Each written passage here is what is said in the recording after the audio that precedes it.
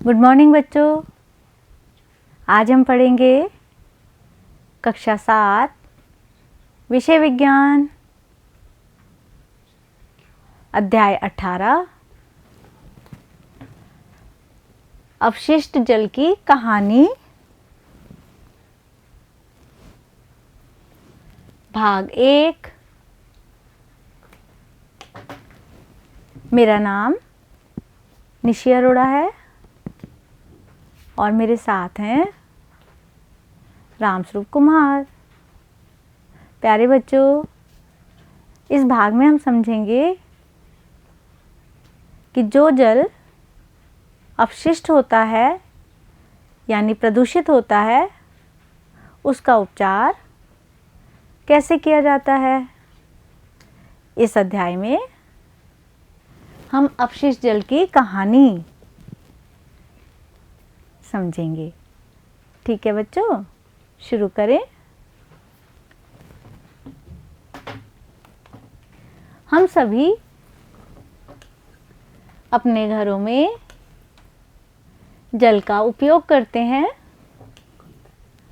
और उसे गंदा या दूषित करते हैं। दूषित जल अपशिष्ट जल कहलाता है। झाग से भरपूर तेल मिश्रित काले भूरे रंग का जल जो सिंक, शौचालय, लॉन्ड्री आदि से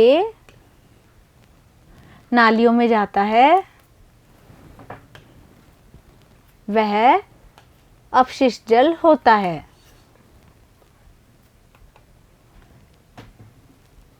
जल की सफाई।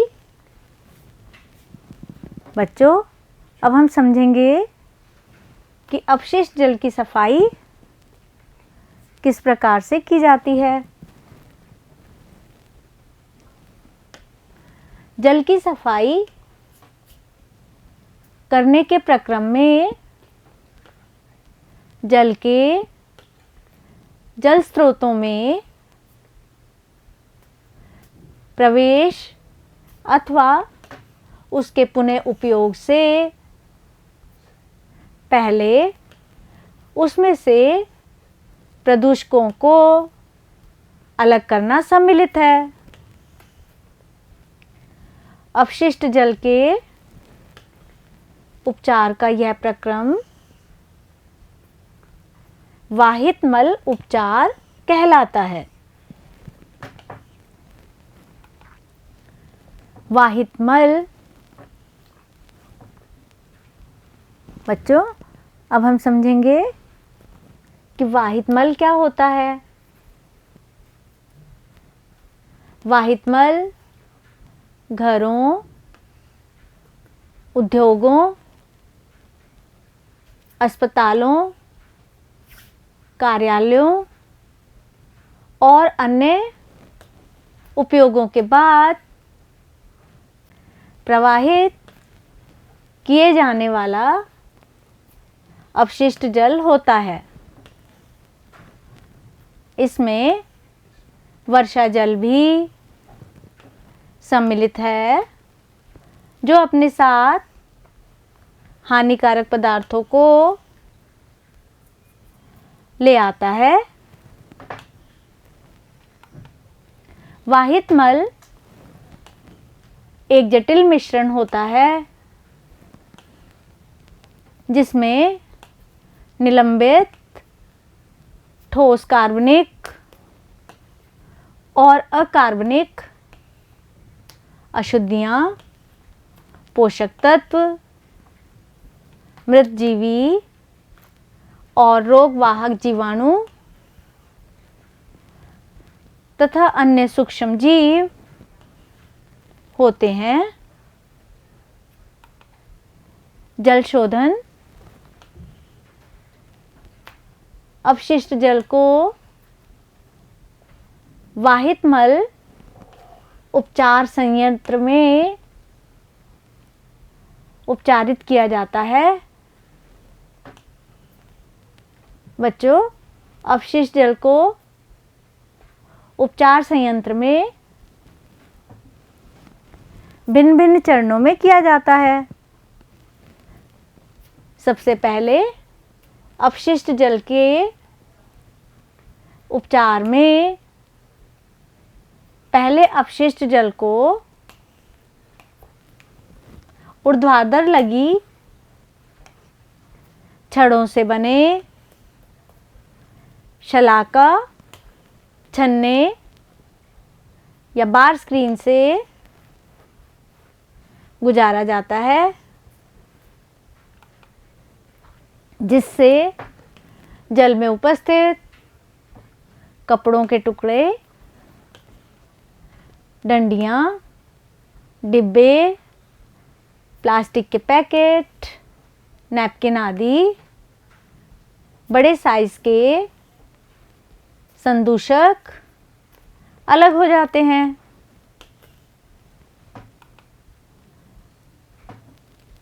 फिर जल को टंकी में कम प्रवाह से छोड़ा जाता है, जिससे उसमें उपस्थित बालू, ग्रिट और कंकड़ पत्थर उसकी पैंदी में बैठ जाते हैं।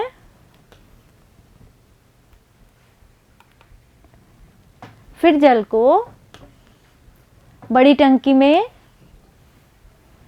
ले जाया जाता है, जहां कई घंटों तक रखा जाता है। इसमें मल जैसे ठोस उसकी तली के मध्य के भाग में बैठ जाते हैं। इन अशुद्धियों को खुरचकर बाहर निकाला जाता है, जिसे आपंक कहते हैं।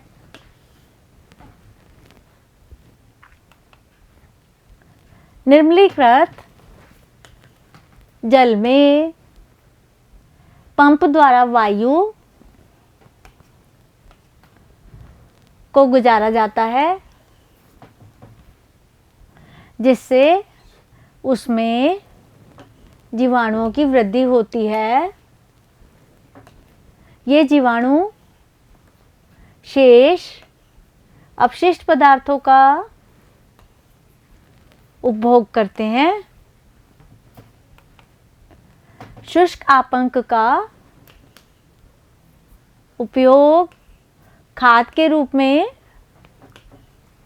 किया जाता है। उपचारित जल को समुद्र, नदी तथा भूमि में विसर्जित कर देते हैं। जल को वितरण तंत्र में निर्मुक्त करने से पहले क्लोरीन अथवा ओजोन जैसे रसायनों से रोगाणु रहित किया जाता है। हमें अपशिष्ट पदार्थों को नाली में नहीं बहाना चाहिए। प्रयुक्त चाय की पत्ती, रुई, सैनिटरी टॉवल आदि कूड़ेदान में ही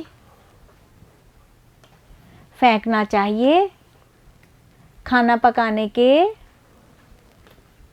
तेल व वसाओं को नाली में नहीं बहाना चाहिए। ये पाइपों में कठोर पदार्थों की परत जमाकर उन्हें अवरुद्ध कर सकते हैं। खुली नाली में वसा मृदा के रंध्रों को बंद कर देती है। इसलिए हमें व्यर्थ पदार्थों को सिंक में या खुली नाली में नहीं बहाना चाहिए। स्वच्छता और रोग एक दूसरे से संबंधित होते हैं। यदि स्वच्छता की कमी होती है तो रोगों का संक्रमण बढ़ जाता है। हमारे देश में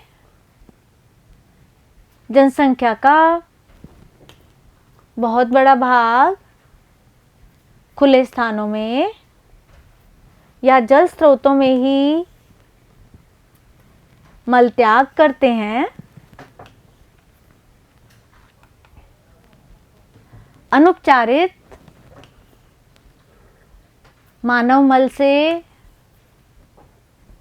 जल व मृदा का